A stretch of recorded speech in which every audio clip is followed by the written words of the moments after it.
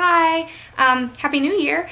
I actually recorded this on Thursday, January the 1st, but it's posting on Friday, January the 2nd. So I'm a little giddy because today's the first day of New Year and it feels fresh and new despite the fact that I'm still sitting in front of my Christmas tree and my house is sort of a disaster. But here I am. So if you haven't been here before, hi, I'm Kristen and this blog is called Taz and Belly. It's sort of just a family lifestyle blog about our life with two little girls. Sophie, who we call Taz because she is one, and Ella, who is affectionately referred to as Belly or Belly Button, so Taz and Belly it is. If you are not reading Mr. Thomas and Me, written by Amber Thomas, you are totally missing out. Sort of a new to me blog over the last couple months, but I've really enjoyed it. And she and Annie, from what she saw, are going to host a monthly vlog on the first Friday of every month, starting today or tomorrow.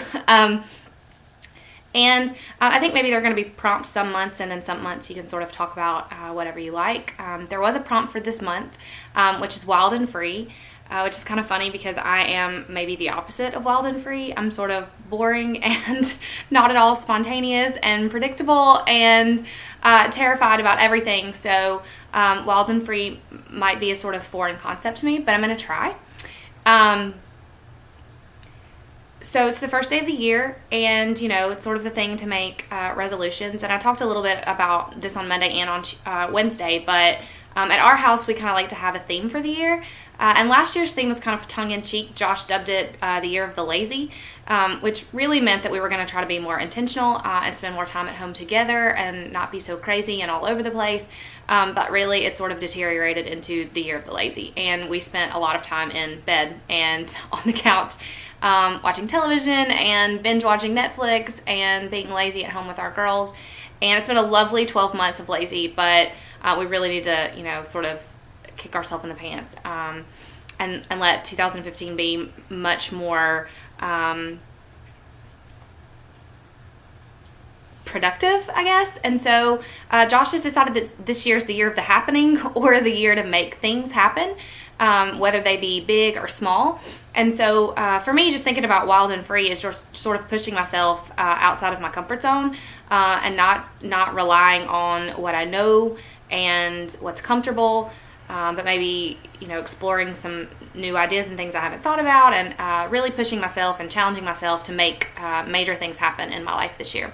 One of those things is about where we live. We live in what we affectionately call the Rockin' House, which is a rock cottage. Our youngest, Sophie, I don't know why she could never call it the Rock House, so it sort of we sort of started calling it the Rocking House, and now it stuck. So we name all the houses. And we love living here, but we've lived here for 10 years, and we've very much grown out of it. It's me and my husband Josh, and we have two little girls who share a bedroom. We also live with a 95-pound dog, which you may actually hear over there. She never stops moving. And it's a little bit of space for a lot of people and animals. So we've been looking for probably the last year, trying to decide where it is we're going to go physically. And we found a couple things that we loved, and we didn't make them happen, which sort of prompted the Year of the Happening. Josh is determined that we are making it happen this year. And as it turns out, today is January 1st, and we've sort of already looked at a house this week, which is kind of crazy.